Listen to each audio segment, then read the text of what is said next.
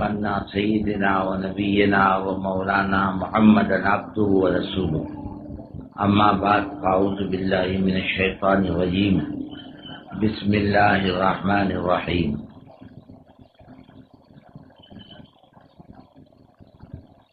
ادع إلى سبيل ربك بالحكمة والموعظة الحسنة وجادلهم بالتي هي أحسن صدق اللہ مولانا العظیم۔ میرے بھائیوں اور بزرگوں اور دوستوں، ہم اپنی زندگی کو دین کا نمونہ بنائیں۔ یہ کام اپنی زندگی بنانے کا ہے۔ ہر مسلمان جو کلمہ گو ہے، یہ جب دنیا سے جائے گا تو اللہ تعالیٰ اس کو اس کی زندگی کے بارے میں سوال کرے گا کہ تو کیا لے کر آیا ہے۔ اگر یہاں سے زندگی بنا کے گیا ہے تو وہ نفع میں رہے گا، اور زندگی بگاڑ کر گیا ہے تو وہ نقصان میں رہے گا۔ آج یہ جماعت والے چل پھر کے گھر گھر جا کر خوشامد کر کے اللہ کی بات کہتے ہیں، بھائی صاحب کچھ وقت فارغ کر لے زندگی بنانے کے لیے، تیرا فائدہ ہے۔ ہم یہ کہتے ہیں ہمارے پاس وقت نہیں، فرصت نہیں، لیکن جب آنکھ بند ہوگی یہ اللہ سے جو چیز مانگے گا وہ ملک مال نہیں مانگے گا، وہ اللہ سے وقت مانگے گا۔ اے اللہ مجھے دنیا میں واپس کرتے ہیں، لالی عمل و صالحہ، میں نیک عمل کروں گا جا کر، مجھے فرصت دے دے۔ لیکن موقع ہاتھ سے نکل چکا ہوگا، اللہ دوبارہ زندگی بنانے کا موقع نہیں دے گا کہ بندے جو کر کے آیا بھگتنے کا وقت ہے اسے۔ اور آدمی کو اتنی حسرت ہوگی، اتنا افسوس ہوگا کہ آدمی خون کے آنسو روئے گا، اس کے آنسو کا پوچھنے والا کوئی نہیں ہوگا۔ اور آپ صلی اللہ علیہ وسلم ارشاد فرماتے ہیں چاہو تو اس کے آنسوؤں میں کشتیاں چلا لو،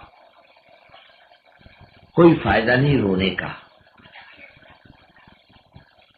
اور اس کے علاوہ آدمی حسرت سے اپنا ہاتھ کھائے گا، وَيَوْمَ يَعَضُّ الظَّالِمُ عَلَى يَدَيْهِ، یوں ہاتھ کھائے گا، کونیوں سمیت کھا جائے گا، اس کو پتہ بھی نہیں چلے گا میں نے اپنا ہاتھ کھایا۔ کہے گا کاش میں اللہ کے ساتھ ہوتا، اللہ کے رسول صلی اللہ علیہ وسلم کے ساتھ ہوتا، کاش میں اچھے لوگوں کو دوست بناتا۔ لیکن بزرگوں حسرت سے کوئی فائدہ نہیں ہوگا۔ آج موقع ہے سنبھلنے کا، آج موقع ہے کچھ کرنے کا، اور اللہ نے اپنے کو سنبھلنے کے لیے اور زندگی بنانے کے لیے کام دیا ہے۔ ہم غفلت میں بھی تھے تو یہ جماعتوں نے چل پھر کر کے ہمیں متوجہ کیا، ہماری چھٹیوں میں ہاتھ ڈالی، ہماری خوشامد کی، ہم سے اللہ کی بات کہی، ہم سے روٹی نہیں مانگی، ہم سے کپڑا نہیں مانگا، ہم سے کھانا نہیں مانگا، ہم سے اللہ کی بات کی، بھائی صاحب زندگی بنا لے، اور زندگی بگاڑ کے لے جائے گا تو تیرا نقصان ہے۔ اور دیکھ اللہ کھوٹی زندگی قبول نہیں کرتا، اور ہر وہ زندگی کھوٹی ہے جو حضور پاک صلی اللہ علیہ وسلم کی زندگی سے میل نہ کھاتی ہو۔ اللہ نے موقع دیا سنبھلنے کا۔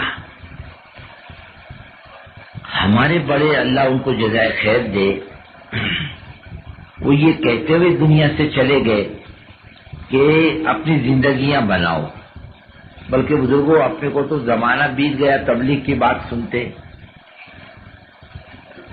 ہاں وقت نکل گیا، زمانے سے بات سن رہے، تبلیغ تبلیغ تبلیغ، جماعت جماعت، دین کا کام زمانے سے سن رہے۔ لیکن اب ضرورت اس بات کی ہے کہ اپنے علاقے کو دین کے اعمال کا نمونہ بناؤ. ایسا بناؤ اپنے علاقے کو، اپنے گھر کو بناؤ، اپنی زندگیوں کو بناؤ، اپنے محلوں کو بناؤ، اپنی بستیوں کو بناؤ، اپنے علاقے کو اعمال محمد صلی اللہ علیہ وسلم کا نمونہ بناؤ. مرتبہ ہم لوگ بھوپال سے واپس ہوئے اجتماع سے، بیچ میں ایک بستی میں اترے، ہمیں کچھ کام تھا، جماعت کے وصولی کا.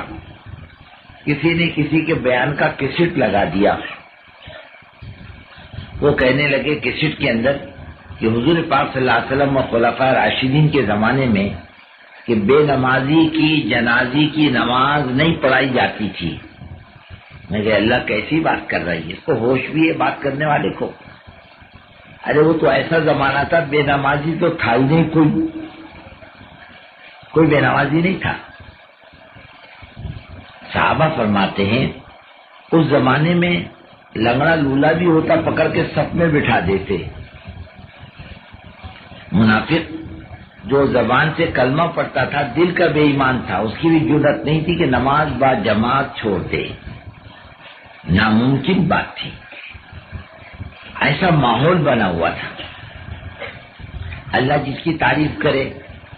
جب نماز کا حکم آیا نا، نماز 100% زندہ ہوئی.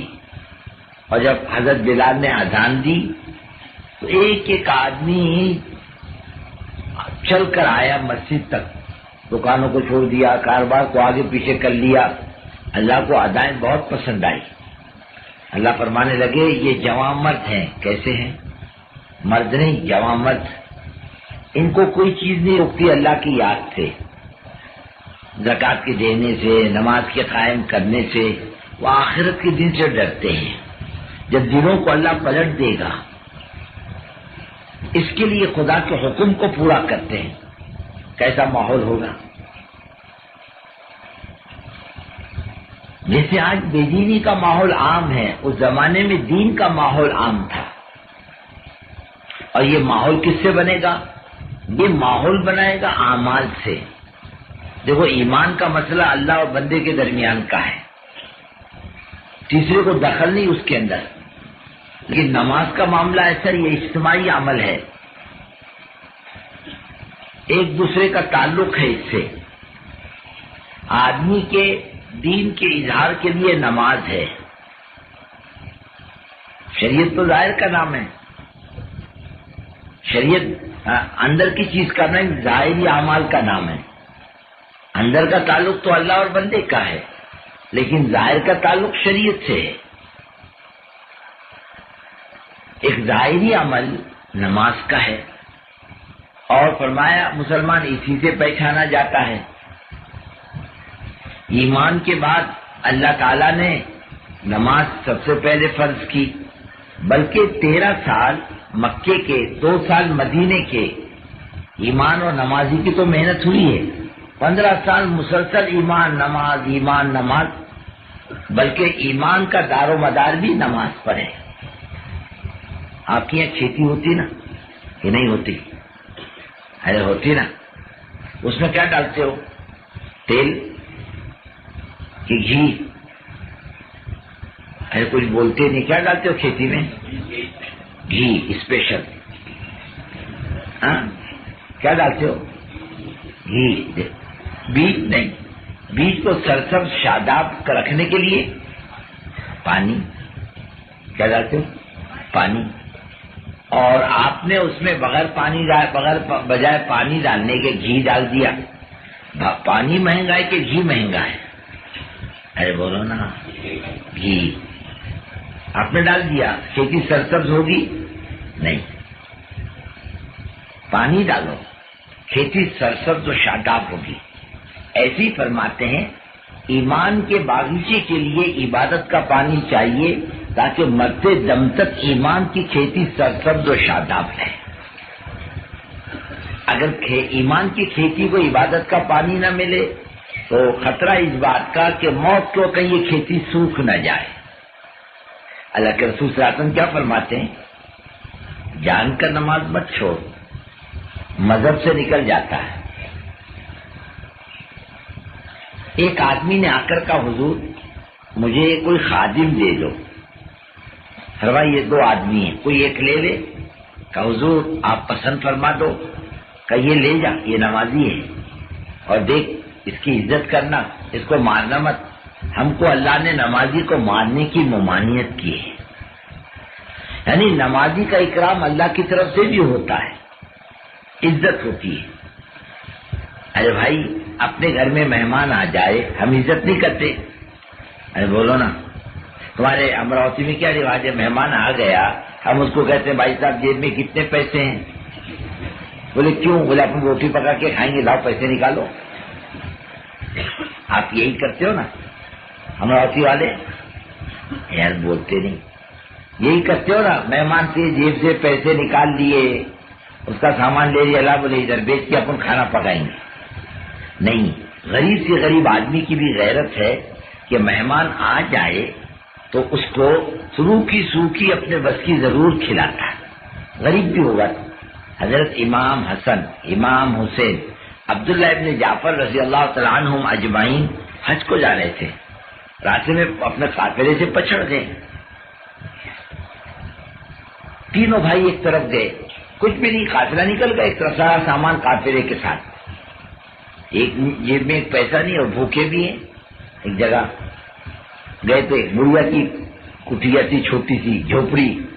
کہنے لگے مائی السلام علیکم. وعلیکم السلام بیٹے, کیا بات ہے؟ کیا مدر پاک راسن کے خاندان کے لوگ ہیں؟ کہا بیٹے برکت آ گئی میرے گھر میں. کہے مائی ہم بھوکے بھی ہیں. کہا بیٹے میں غریب عورت ہوں, صرف ایک بکری ہے میرے گھر میں, کل اناج نہیں کچھ نہیں. میرا شوہر گیا مزدوری کے لیے, یہ ایک بکری ہے, دودھ نکال دو, گرم کر کے پلا دیتی ہوں, ذبح کر دو, ٹکڑے کر دو, پکا کے کھلا دیتی ہوں. بیٹے بس یہی ہے میرے گھر کے اندر. بھائیوں نے دودھ نکالا, اسے گرم کیا اور پیے, بکری کو ذبح کیا, اس کے ٹکڑے ٹکڑے کیے, کھائے. اب وہ چلنے لگے. کہے مائی اب مدینے کے رہنے والے ہیں, جب مدینے آنا تو ہم سے ملاقات کرنا. چلے گئے. اب آیا بڈھا شام کو, تو بڈھی نے کہا مہمان آئے تھے اپنے گھر میں ہاشمی لوگ. کہ بیٹے برکت آئی تھی. کہنے کے بڈھی کو برکت آئی تھی اپنے گھر میں. بڈھی بولنے لگی میں نے بکری پکا کر کھلا دی. بڈھا لگا کڑ کڑ کرنے, یہ کیا بڑی ایک بکری تھی دودھ کی, وہ بھی کھلا دی تو نے کاٹ کے. اب بڈھا تھوڑی دیر تک ذرا کڑ کڑ کرتا رہا. بڈھی چپ ہو گئی بیچاری. جب اللہ کوئی نعمت دینا چاہتا ہے نا, بعض مرتبہ تھوڑی پریشانی بھی ڈال دیتا ہے. اسل پانی نہیں برتا. اور بڈھا بڈھی محنت مزدوری کرنے کے لیے مدینے آ گئے. فجر کی نماز کے بعد حضرت امام حسین رضی اللہ تعالیٰ عنہ اپنے خدام کے ساتھ اپنے گھر کی طرف جا رہے, اور وہ بڈھی مینگیاں جمع کر رہی. جیسے آپ نے دیکھا ہوگا نا دیہات کی عورتیں گوبر جمع کرتی ہیں, اپلیاں بناتی ہیں, کھاد کھیتی میں ڈالتی ہے. ممکن ہے وہ کھیتیاں وہ مینگیاں جمع کر کے سکھا کے جلانے کے لیے رکھتے ہوں. وہی بڈھی ہے بکری والی. کہ مائی پہچانا میرے کو؟ کہا نہیں بیٹے, ارے میں ہاشمی سے ایک ہوں. خادم سے کہا لے کر آئے اس کو گھر پر. لے گئے. اپنے خزانچی کو بلا کر کہا 1000 بکریاں 1000 روپے نقد دے دو بڈھی کو. کتنے دو؟ کہ جو ہے وہ بھی لے لو. ارے کیا بولا؟ 1000 بکریاں 1000 نقد. بڑے بھائی جان کے پاس حضرت حسن رضی اللہ تعالیٰ عنہ کے پاس گئے. کہنے لگے بھائی جان نے کیا دیا؟ 1000 بکریاں 1000 نقد. بولے میری بھی لکھ لو 1000 بکریاں 1000 نقد. خزانچی کو بلا کر لے جاؤ, دے دے 1000 بکریاں 1000 نقد. عبداللہ ابن جعفر کے پاس گئے. کہنے لگے بھائیوں نے کیا دیا؟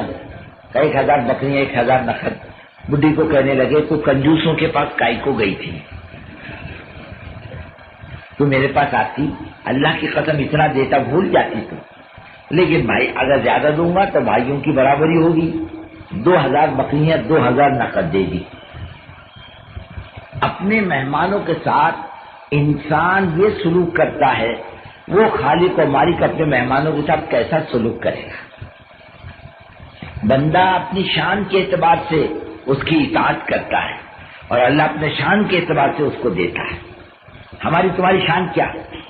2 کوڑی کی نہیں. وہ بڑی قدرت و طاقت والا, وہ دے گا اپنے شان کے اعتبار سے دے گا. ایک فقیر نے بادشاہ سے کہا اللہ کے نام پہ پیسہ دے.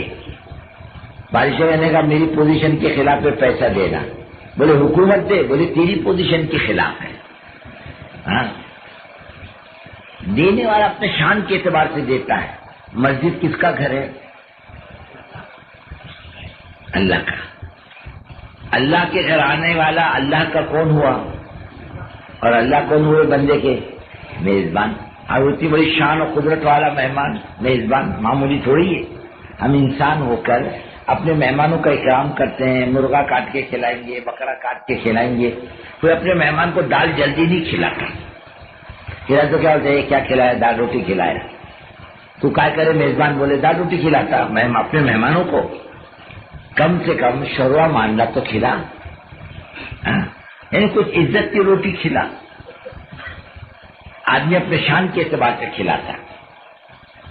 ایسی میرے بزرگوں اور دوستوں, اللہ اپنے بندوں کا معاملہ کرے گا شان کے اعتبار سے. مسجد اللہ کا گھر ہے. اللہ آنے والے بندوں کے میزبان ہیں. بندہ آنے والا مہمان ہے. ایک بزرگ بیت اللہ کا طواف کرتے ہوئے کہنے لگے, اے اللہ تو ساری دنیا کا میزبان, ساری دنیا تیرے در پہ آنے والی مہمان, آنے والے مہمانوں کا مغفرت سے استقبال کر. اللہ اپنے گھر میں آنے والوں کا اکرام کرتا. اللہ پر حق ہے بندے کا. یہ اللہ کا گھر ہے. یہاں آنے والا محروم نہیں جاتا. یہاں آنے والا محروم نہیں جاتا. جو انوارات اللہ نے مسجد کے رکھے وہ کسی جگہ کے نہیں رکھے. اسے کرنے اول کی چیز ہے یہ. بلکہ ایک بات اور دیکھو گیا کہ جہاں جہاں دنیا میں اللہ والے گئے, صحابہ گئے, اس کی علامت کیا؟ کہ وہاں کی مسجد بتلائی گئی یہاں مسلمان آیا ہے. جہاں کہیں مسلمان گیا, خود رسول اللہ صلی اللہ علیہ وسلم مدینے تشریف لے گئے. اپنا گھر بعد میں بنایا لیکن اللہ کا گھر پہلے بنایا. اللہ والے خدا کا پیغام لے کے دنیا میں جہاں کہیں گئے انہوں نے خدا کا گھر پہلے بنایا. ہم لوگ یونان گئے تو پوچھا بھائی مسلمان آبادی کہاں ہے, کیسے پتہ چلے گا؟ کہ مسجد دکھے گی سمجھ لو یہ مسلمان آبادی ہے. اور پھر بزرگوں یہ اللہ کی عبادت کا مرکز ہے. رحمتوں کے دروازے بھی یہیں سے کھلتے ہیں اور عذاب کے دروازے بھی یہیں سے کھلتے ہیں. حدیث میں آتا ہے 3 بات جس بستی میں ہوگی خدا کا عذاب نہیں آتا. اللہ کے لیے ملاقات کرنے والے, جماعتیں چل پھر کے کس کے لیے ملاقات کرتی ہے؟ اللہ کے لیے. کیا غرض وابستہ ہے. اور ان کی ملاقاتوں کی برکت سے خدا مسجدوں کو آباد کرتا ہے. اور مسجدوں کے آباد کرنے والے میں کچھ اللہ کے بندے ایسے بھی ہوتے ہیں کہ رات کو اٹھ کر خدا کے سامنے ہاتھ پھیلا کر کے مانگتے ہیں, توبہ اللہ کرتے ہیں. فرمایا 3 کام جس بستی میں ہوں گے خدا کا عذاب نہیں آئے گا. اور جب مسجد ویران ہوگی تو خدا کا عذاب آئے گا. کسی بستی کی حالت دیکھنی ہے, وہاں کی مسجد کی حالت دیکھو. مسجد کی حالت اچھی ہے تو بستی کی حالت اچھی ہے, اور مسجد کی حالت اچھی نہیں یوں سمجھ لو بستی کی حالت اچھی نہیں. یہ خدا کا حکم پورا ہونا چاہیے. اتنی محنت کرو اپنے علاقوں پر, نمونہ بنا بزرگوں اپنے علاقے کو کام کا. دنیا کے لیے خیر کے راستے کھولیں گے. آج دنیا بہت پریشان ہے, مسئلے کا حل کسی کی سمجھ میں نہیں آتا. اور مسلمان کے پاس ہے, مسلمان کرتا نہیں. دنیا کے پاس مسائل کا حل نہیں سوائے پریشانیوں کے. اور اللہ کی مخلوق بہت پریشان ہے. کوئی بھی آپ حدیث میں سنا ہوگا نا آپ نے کہ ایک آدمی علم دین سیکھنے کے لیے چلتا ہے تو دلوں کی چونٹیاں اور سمندر کی مچھلیاں دعائیں مغفرت کرتی ہیں. کیا مطلب اس کا؟ ارے جب دین سیکھ کر آئے گا, صحیح عمل کرے گا تو اللہ کی رحمتیں متوجہ ہوگی. جب اللہ کی رحمتیں متوجہ ہوگی ہر مخلوق کو راحت ملے گی. دلوں کی چونٹیوں کو غذا ملے گی, سمندر کی مچھلیوں کو راحت ملے گی جب اللہ کی رحمت متوجہ ہوگی. حضرت مولانا علی میاں صاحب رحمۃ اللہ علیہ کی کتاب ہے نا ماذا خسر العالم بانحطاط المسلم. تم جانتے ہو کہ مسلمانوں کے بگاڑ سے دنیا کو کیا نقصان پہنچا. ہم کو ہماری سمجھ میں بات نہیں آتی. حضرت محمد صلی اللہ علیہ وسلم کی امت, آخری نبی کی امت, اس کی ہر بات کا اثر دنیا کے اوپر ہوتا ہے. یہ آخری نبی کی امت ہے, سارے عالم کی نبی کی امت ہے. یہ حضرت موسیٰ حضرت عیسیٰ کی امت نہیں ہے. یہ اس کے عمل کے اثرات دنیا پر پڑتے ہیں. ہمارے یہاں ایک مرتبہ ایک بوڑھا برہمن آیا, ایک دم دبلا پتلا.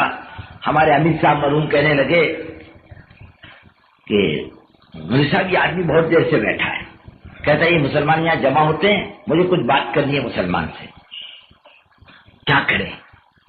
ارے کرنے دو، دیکھیں گے کیا بات کرتا ہے، کچھ گڑبڑ کیا تو اپنے جواب دیں گے اس کو۔ وہ کہنے لگا میں کچھ بھکاری نہیں ہوں، میں ریٹائر ہیڈ ماسٹر ہوں، میں نے سنا یہ مسلمان جمع ہوتے ہیں، میں دو بات کرنے کے لیے آیا ہوں۔ ٹھیک ہے، کیا بات کرنی کر، لوگ جمع ہو گئے۔ اس نے کیا، اس زمانے میں اتنا بڑا مجمع نہیں ہوتا تھا، 150 آدمی ہفتہ واری اجتماع میں آتے تھے۔ اس نے کھڑا ہو کر ممبر کے پاس ہاتھ جوڑ کے کہا بھائیو میری ایک درخواست ہے تم مسلمانوں سے، تم ٹھیک ہو جاؤ دنیا ٹھیک ہو جائے گی۔ دنیا میں جتنا بگاڑ ہے وہ تمہارا بگاڑ ہے، تم اچھے ہو جاؤ گے، کسی کی جان مال عزت آبرو کو کوئی خطرہ باقی نہیں رہے گا۔ ہمارا بگاڑ ہے، ہم بھی پریشان ہیں، اللہ کی مخلوق بھی پریشان ہے، ہمارے اعمال کا اثر پڑتا ہے، ہماری غلطیوں کا گناہوں کا اثر پڑتا ہے۔ پانی کیوں رکا ہوا ہے؟ بارش کیوں نہیں برسی؟ لوگ کہتے دعا کرو تو بارش برسے۔ ارے اللہ کے کچھ ضابطے ہے کہ نہیں کہ اللہ نے ایسے بیٹھا ہوا پانی چھوڑتا بند کرتا؟ جب میونسپلٹی کا آفس چھوڑے گی کہ پانی چھوڑے اور بند کرے؟ اس کے ضابطے ہیں، وہ ضابطہ پورا کرو پانی ہوگا۔ حدیث میں آتا ہے نا جب مسلمان ناپتول میں گڑبڑ کرے گا نا اللہ کیسا نہیں لائے گا، جب زکات نہیں دے گا تو اللہ تعالیٰ پانی کو روک لے گا۔ دیکھو ٹکولو نا زندگیوں کو، زکات دو، حق ادا کرو، رحمت متوجہ ہوگی، اور بیپار میں امانت دار بن جاؤ، اللہ کی رحمت متوجہ ہوگی۔ خیر آئے گی کہاں سے؟ اعمالکم اموالکم، تمہارے اعمال تمہارے حالات ہیں، تمہارے حالات تمہارے اعمال ہیں، اور اوپر کے جتنے فیصلے آتے ہیں وہ تمہارے اعمال پر آتے ہیں۔ ہم جو دیتے ہیں تمہارے اعمال کی برکتوں سے دیتے ہیں۔ اور میں تم نماز پڑھو، نماز کی سب سے پہلی برکت ہم تمہاری روزی کی تنگی دور کریں گے۔ اور تنگی دور کرنے کا کیا مطلب؟ ارے اللہ گزر اوقات ایسی کریں گے کسی کی محتاجی باقی نہیں رہے گی، تنگی دور کریں گے۔ ہم جتنے بیٹھے ہوئے نا ذرا دیکھو تو صحیح زندگیوں کو، ہم کتنے پریشان ہیں روزی روزگار کے معاملے میں۔ ہم حرام تک آ چکے، ہمارے گھر میں سود تک آ چکا، شراب کی کمائیاں تک آ چکی، جھوٹ کی کمائیاں آ چکی، دھوکے کی کمائیاں آ چکی، یتیم بیواؤں کا حق مار کے ہمارے گھر میں آ چکا۔ کہاں سے خیر برکت آئے گی تمہارے میرے گھر میں؟ آنے کا راستہ خیر و برکت کا یہ خدا کی اطاعت ہے، اور نماز کے ذریعے اطاعت آتی ہے۔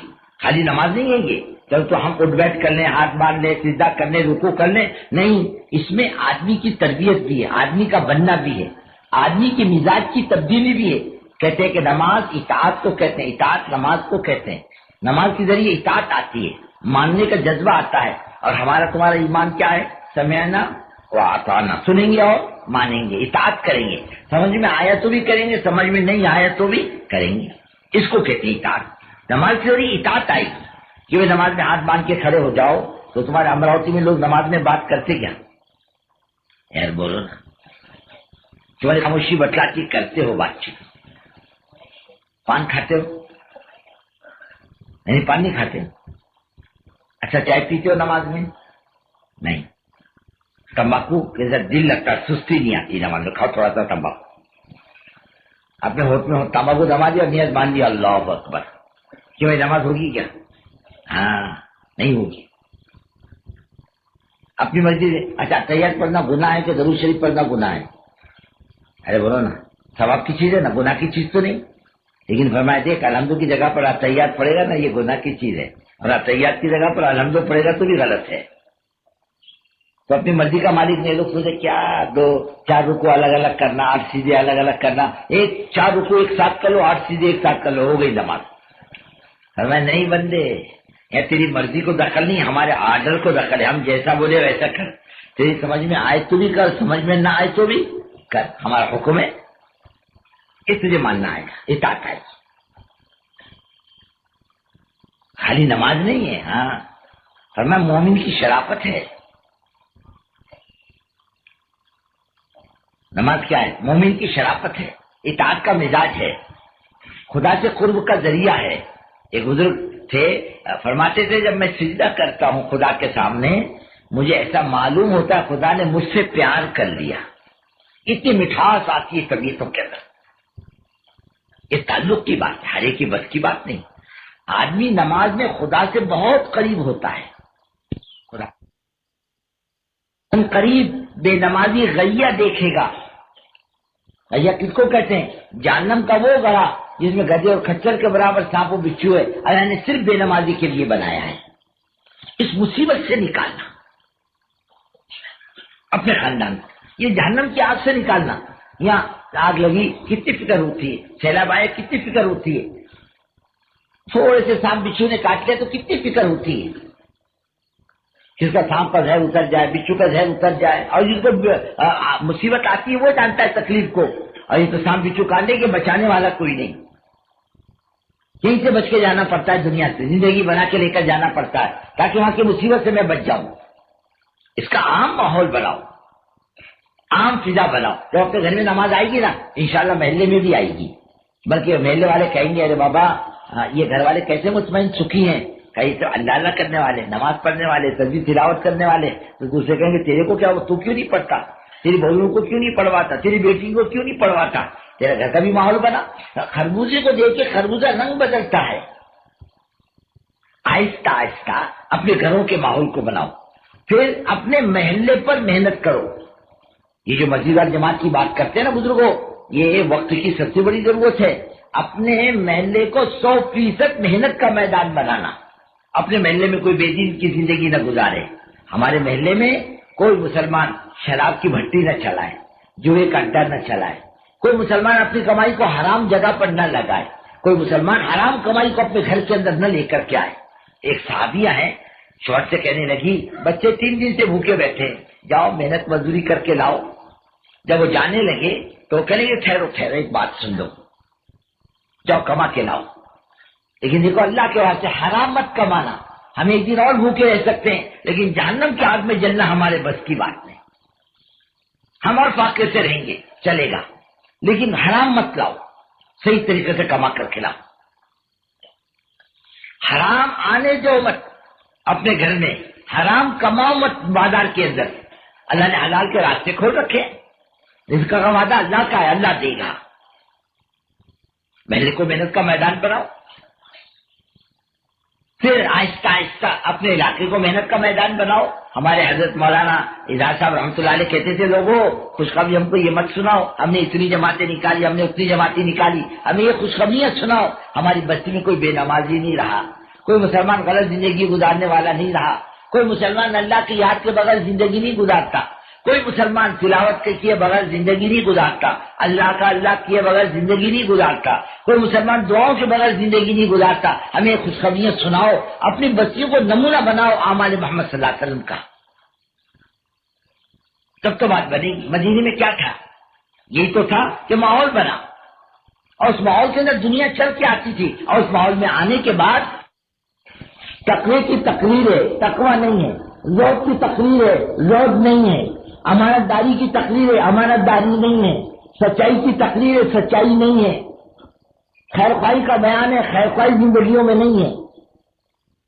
یہ بات کرنے کی چیز نہیں تھی تو عمل کی چیزیں تھی. امام زین العابدین رضی اللہ تعالیٰ عنہ کے انتقال کے بعد پتہ چلا 100 گھرانے ایسے تھے، حضرت رات کو چپکے سے جس کے گھر میں کچھ نہ کچھ ڈال دیتے تھے، ایک گھر سے 100 گھر پلتے تھے. آج آپ بیٹھے ہوئے ہو، کتنے گھروں کو سنبھالتے ہو؟ اپنی کمائی میں آپ کے غریب رشتے داروں کا حصہ کتنا ہے؟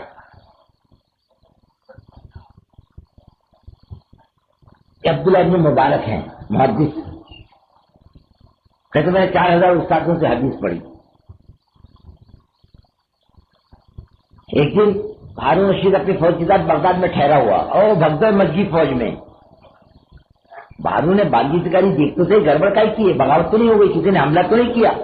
اس نے سپاہی کو پکڑ کے گئے کہاں جا رہا؟ ہاں کہنے لگا عبداللہ ابن مبارک تشریف لائے، ملاقات کے لیے جا رہا ہوں. یہ بادشاہ کہ وہ بادشاہ، اس کی فوج ہٹ جائے جس کی 2 کوڑی کی قیمت نہیں. حدیث پڑھا رہے تھے طلبا کو، چیخ آئی کا الحمدللہ، پورا بغداد گونج اٹھا یہ رحمۃ اللہ کے جواب سے. اتنی مقبولیت اللہ نے دی. یہ آئے بصرہ حج کے لیے، کہا جہاز کو وقت ہے، چلو بصرہ اللہ والوں کی بستی ہے، چکر کاٹ کے دیکھ لو. گئے، دیکھا کہ ایک عورت ادھر ادھر دیکھ رہی، دیکھا کوئی دیکھ نہیں رہا دو مری ہوئی بطخ پڑی تو اس نے اٹھا کر اپنی چادر میں چھپا لی اور چل پڑی. میرے کو بڑا تعجب ہوا، یہ عورت مسلمان دکھتی، مری ہوئی بطخ اٹھا کے جا رہی. پیچھے پیچھے چل دیا، گھر میں جا کر اس نے کنڈی لگائی. میں نے کنڈی کھٹکھٹائی، کہا کون؟ ایک مسافر ہے. کیا کام ہے؟ ارے اللہ کی بندی مسلمان دکھتی، مری ہوئی بطخ اٹھا کے لائی، مردار کھائے گی. کہ جا اپنا کام کر مسافر، تجھے کیا کرنا ہے؟ ہم مردار کھائیں گے کہ حلال کھائیں گے؟ جا اپنا کام کر. کہ نہیں، تو کیوں اٹھا کے لائی بطخ؟ کہنے کہ مسافر میرا شوہر مر چکا، میں بیوہ عورت ہوئی، 4 بچیاں میرے گھر میں بیٹھی ہوئی ہیں جوان، کمانے والا کوئی نہیں، سرمایہ ختم ہو گیا، اب ہم 3 دن سے بھوکے ہیں، اب ہمارے لیے مردار زندگی بچانے کے لیے کھانا ضروری ہے. یہ میں نے بطخ مری ہوئی لائی، صاف کر کے ہم کھا لیں گے، زندگی بچا لیں گے، کل کا اللہ مالک ہے. میں نے پوری حج کی رقم نکال کے دے دی، یہ رکھو اسے. اب واپس تو نہیں جا سکتے، کیا کرنا؟ بولے رہو حاجی کی آپ سورت بسرے میں رہو. 4 بچیاں میرے گھر میں بیٹھی ہوئی ہیں جوان، کمانے والا کوئی نہیں، سرمایہ ختم ہو گیا، اب ہم 3 دن سے بھوکے ہیں، اب ہمارے لیے مردار زندگی بچانے کے لیے کھانا ضروری ہے. یہ میں نے بطخ مری ہوئی لائی، صاف کر کے ہم کھا لیں گے، زندگی بچا لیں گے، کل کا اللہ مالک ہے. میں نے پوری حج کی رقم نکال کے دے دی، یہ رکھو اسے. اب واپس تو نہیں جا سکتے، کیا کرنا؟ بولے رہو حاجی کی آپ سورت بسرے میں رہو. اب حاجی کے قافلے واپس آ رہے. السلام علیکم حاجی صاحب، السلام علیکم حاجی صاحب، السلام علیکم. میں بولتا وعلیکم السلام، وعلیکم السلام. میں تو گیا نہیں، میں کل کو نہ بولوں.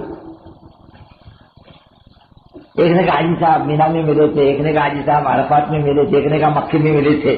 اب میں کیوں بولوں نہیں ملا؟ تو میں گیا نہیں تو ہاں کیوں بولو، چپ چاپ رہا. ایک آدمی آیا، عبداللہ بن مبارک کہاں ہے؟ بولے کیوں؟ ارے اللہ کے بندے تم کو ہوش ہے نہیں؟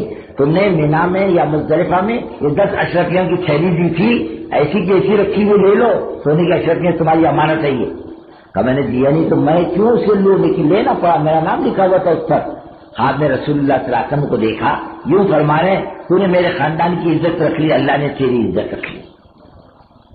وہ عورت میرے خاندان کی عورتیں تھی، اللہ نے تیری صورت کا فرشتہ مقرر کیا ہے، اسے تیری طرف سے ہٹ کیا. من عاملنا ربحا، ہم سے معاملہ کرنے والا گھاٹے میں نہیں رہتا. اللہ سے لینے کا ایک راستہ مخلوق کا بھی تھا، ہم نے چھوڑ دیا. ہم خود کما کما کر کے پریشان ہیں، ہم سکھی نہیں، ہم کیا دوسروں کو آرام پہنچائیں گے؟ ہمارا مزاج خیر خواہی کا نہیں رہا.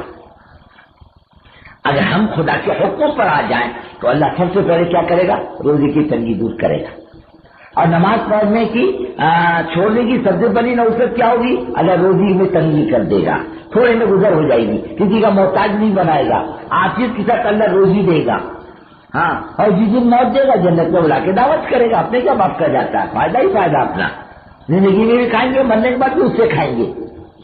ایک تو ایک نماز پر قائم رہنا، اور پھر حدیث میں آتا ہے 3 آدمی خدا کے عرش کے سائے میں ہوں گے. کتنے؟ 3.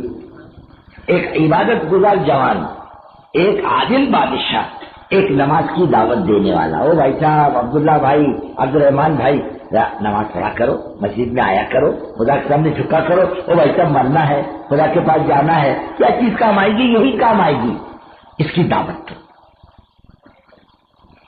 اور جو آدمی نماز پر قائم رہتا ہے، نماز کی پابندی کرتا ہے، نماز کی فکر کرتا ہے، فرمایا کہ موت کے وقت فرشتہ جب آتا ہے نا روح نکالنے، سلام کرتا ہے. کیا کرے گا؟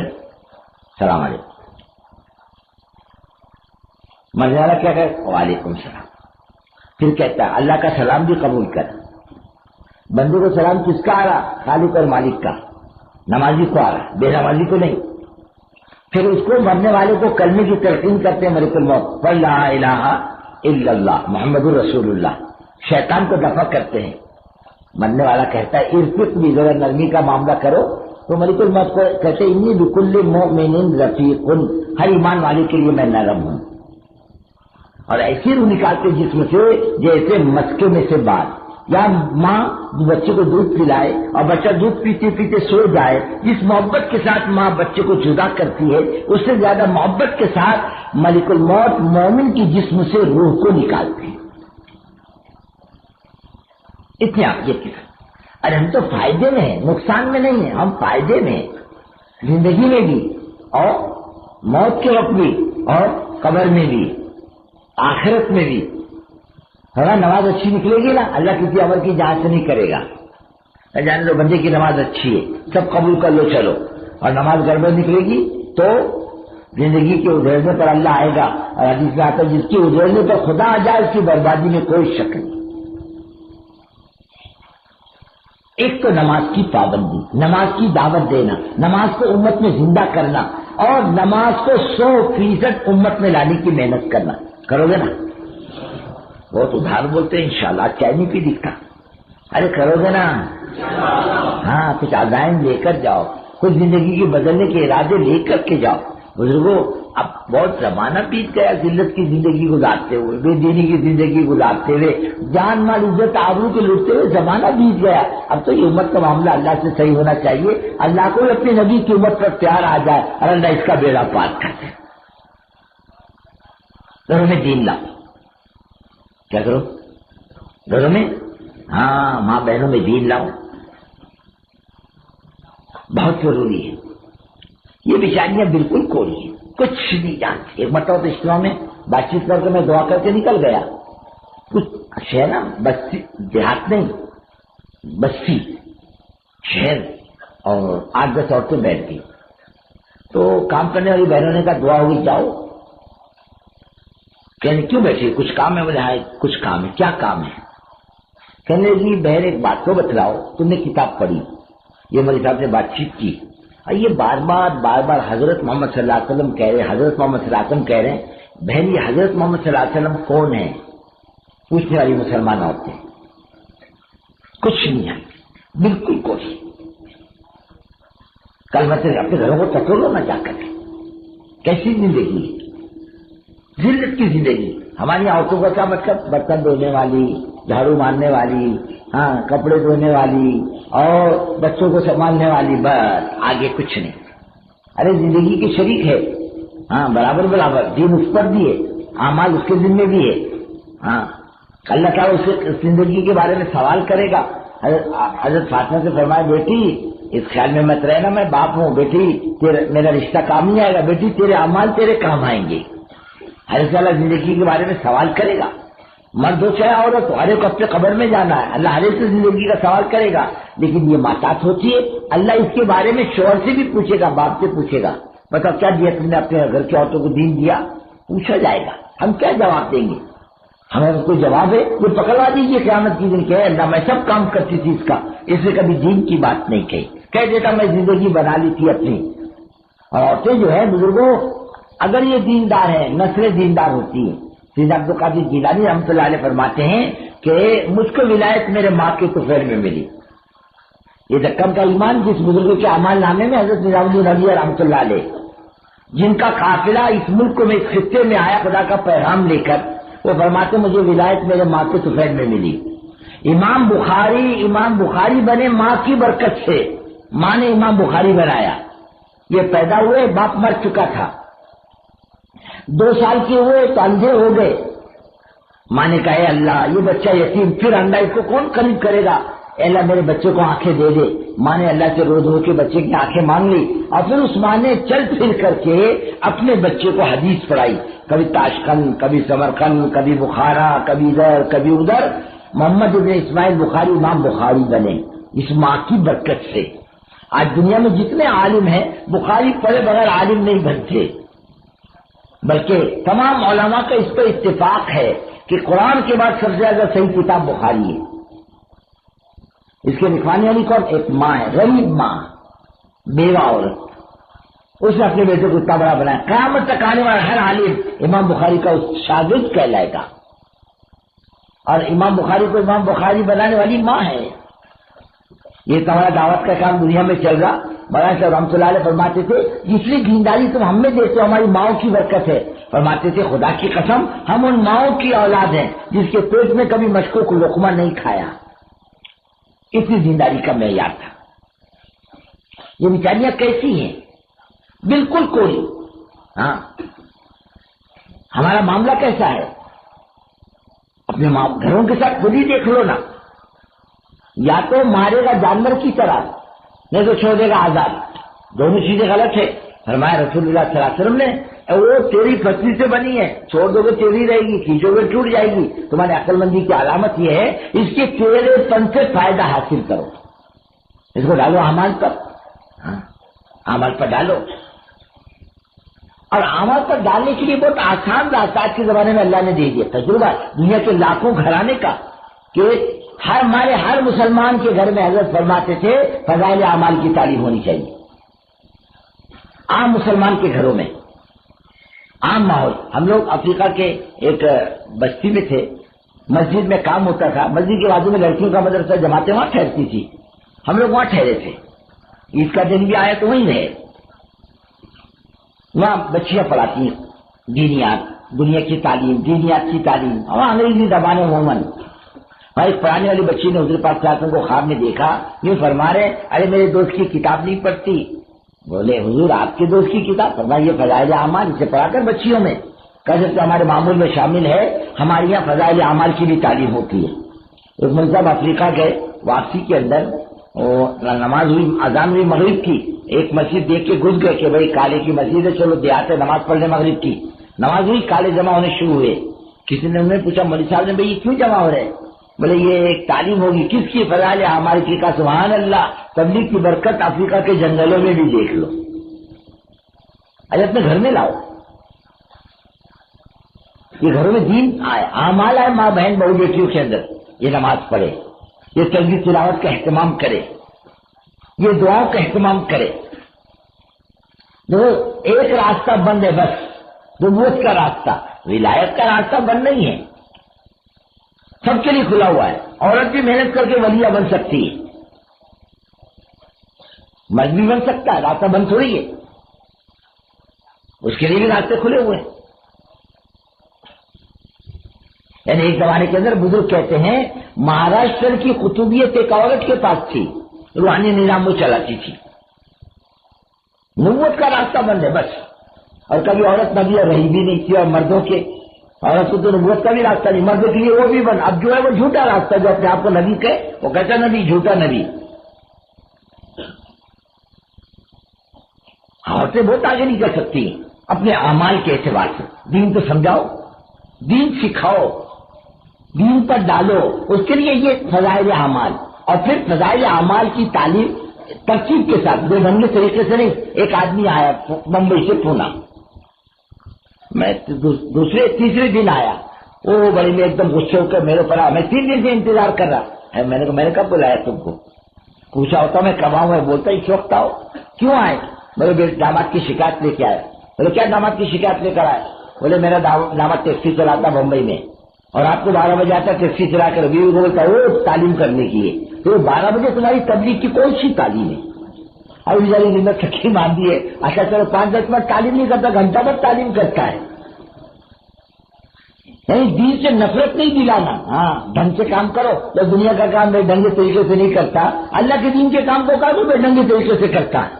اسے بولے وہ تعلیم کرے بیچاری اپنا 10 منٹ 15 منٹ تعلیم کر لے. اور پھر سیکھنا سکھانا کرے نا. گھر کے اندر کلمہ سیکھے، نماز سیکھے، تیار سیکھے، دعا قنوت سیکھے. اور عورت جو ہے بہت سی باتیں ایسی ہیں جو اپنے شوہر سے معلوم کرے یا شوہر بتلائے.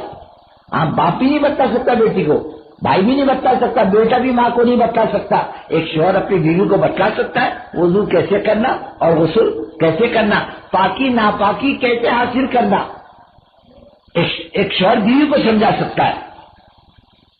بہت سے حضرت عائشہ حضور پاک صلی اللہ علیہ وسلم سے مسائل بہت لیتی تھی، سینکڑوں مسائل ہیں. اس میں بعض مسئلے ایسے ہیں پوچھا حضور پاک صلی اللہ علیہ وسلم سے، حضرت عائشہ نے شرما گئی، منہ پہ کپڑا بھی ڈال لیا لیکن پوچھا. صحابہ فرماتے ہیں اللہ ابا جان کو بہترین جزائے خیر دے، ہماری ہمت نہیں ہوتی پوچھنے کی، لیکن اماں جان نے پوچھا، ہمارے لیے راستہ کھل گیا مسائل کا. ہاں بتاؤ، پکڑوا دیجیے گا قیامت کی دن. کل لگی بندی دیکھ، کھانا آگے پیچھے ہو تو چلے گا، نماز آگے پیچھے نہیں ہونا چاہیے، تعلیم آگے پیچھے نہیں ہونا چاہیے، اعمال میں لگ، تلاوت تسبیح پوری کر. کوئی ناممکن بات نہیں. ہم فکر نہیں ہوتے، اللہ ہم کو معاف کرے. اور تبلیغ 6 نمبر کی تقریر کا نام نہیں ہے. تبلیغ تو زندگی میں دین لانے کا نام ہے. ہر شعبے میں حضور پاک صلی اللہ علیہ وسلم کا طریقہ لانے کا نام ہے. اب اپنے گھروں کا ماحول بناؤ، اپنے گھروں میں تعلیم کو زندہ کرو. اپنے گھروں میں حضرت فرماتے تھے نماز، تسبیح، تلاوت، تعلیم کا ماحول اپنے گھروں کے اندر بنے. اب ہم آتے تھے اصل عورتوں کا کام گھر کی تعلیم ہی تو ہے، ورنہ اجتماعات جو ہوں گے عورتوں کے اس میں شر کا پہلو غالب رہتا ہے، خیر کا پہلو کم رہتا ہے. لیکن کئی شرائط کے ساتھ آئے اور چپ چاپ جائے، بات کرنے والا ایسا ہو، یہ بات کرے یہ بات کرے. ورنہ عورت اللہ کو کس کے کنٹرول کی؟ بازار جائے گی سودا لینے کے لیے، واپسی میں شہری کی گھر کہے گی بہن آؤ ذرا اندر آؤ، السلام علیکم، کیسے مزاج ہے؟ وہ اندر کھڑی رہے گی باہر کھڑی رہے گی. اب اندر والی کہ بہن آؤ 2 منٹ آؤ اندر. ارے کائے کے 2 منٹ آنے کا، 1 منٹ کی فرصت نہیں. بولے بچے اسکول سے آئیں گے، ملنے کے ابا آئیں گے، ان کا کھانا ہے، 2 منٹ کی فرصت نہیں. کیا آنے کا؟ بولے تمہارے گھر میں. وہ باہر کھڑی رہتی، وہ اندر کھڑی رہتی، اور دونوں 2 گھنٹے بات کرتی، اور 2 منٹ کی فرصت دونوں کو لے. یہ حال ہے. ایک آدمی کو جانتے ہو دنیا میں 1 نمبر جھوٹ بولنے پر انعام ملا. ایسا دنیا میں شرط بنی تھی جو 1 نمبر کا جھوٹ بولے گا اس کو 1 نمبر کا انعام ملے گا. ایک آدمی کو ملا. اور کس پر ملا؟ 2 عورتیں بیٹھی تھی خاموش تھی، اس پر 1 نمبر کا جھوٹ بولنے کا انعام ملا. 2 عورتیں بیٹھی تھی اور خاموش تھی، ناممکن بات. ہاں یہ بیچاری ایسی. ایک تو گھروں میں تعلیم عام مسلمان کے گھروں کے اندر کرو گے اللہ انشاءاللہ بولنے میں پیسہ ایک بھی نہیں لگتا، وہ بھی نہیں بولتے. ارے سب کرو گے. ہاں اپنا ماحول بنے گا، اعمال آئیں گے. بزرگوں یہ ہماری ماں بہنوں کی زندگیاں بنے گی، بے دینی کی لعنت چلی جائے گی. دینی رسالے میں 2 باتیں ایک ساتھ آگے پیچھے آئی. ایک آیا ایک مصری عورت کا واقعہ، اور ایک آیا اپنے ہندوستان کی ایک دیہات کی عورت کا واقعہ. دیہات کی ایک عورت کا انتقال ہوا، اس کا موت کا وقت قریب تھا. دیہات کی عورتیں تھی بیچاری. بیٹے نے امام صاحب سے آ کر کہا امام صاحب ہماری ماں کچھ گڑبڑ کر رہی ہے، ہماری سمجھ میں نہیں آ رہا، چلو تم چل کر دیکھو. امام صاحب آئے، بڑی بھی اپنی بستر پہ پڑی ہوئی بے ہوشی کے عالم میں، اور کچھ بڑبڑا رہی ہے. امام صاحب نے اپنا کام قریب کیا تو یہ بڑبڑا رہی تھی وہ بڈھی کہ اللہ نے جنت میں میرے کھانے کا انتظام کر دیا. امام صاحب کو بڑا تعجب ہوا کہ یہ بڈھی دیہات کی جنت کی بات کر رہی بے ہوشی کے عالم میں. اس کے بیٹوں سے پوچھا تمہاری ماں کی کوئی نیکی یاد ہے؟ بولے ہاں ہماری ماں کی ایک نیکی تھی. وہ نیکی یہ تھی جب اذان ہوتی نا تو ہماری ماں سر پہ کپڑا ڈال لیتی، خاموش، اشارے سے کہتی چپ رہو، خدا کا نام دیا جا رہا ہے. اس کی برکت سے اللہ نے اس کا بیڑا پار کیا ہے. اور ایک عورت تھی، اس کا انتقال ہوا مصر میں. اس کو نہلانے والی 3 عورتوں کو لے کر آئے. 2 عورتیں بھاگ گئی، ایک رہ گئی. اب جس نے لایا تھا ان کو 3 کو تیار کر کے اس نے کہا جائے بولے ہمارے بچے کی اس عورت کو نہیں جانا، ہم چلے گئے. چلی گئی، ایک رہ گئی.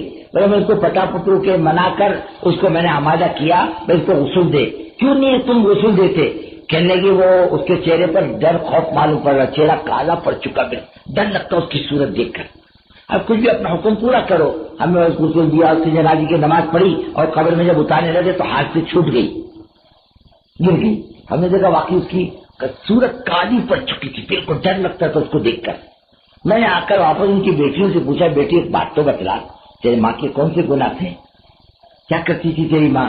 کہا اب چچا میری ماں آوارہ تھی، نماز نہیں پڑھتی، فیشن والی تھی، کبھی اللہ اللہ نہیں کرتی، کبھی اٹھ کر اس نے ہاتھ اٹھا کر اللہ سے نہیں مانگا، اپنے گناہوں سے غلطی کی اپنا اعتراف نہیں کیا، ایسی آوارہ زندگی گزاری. اس کی یہ نحوست ہے.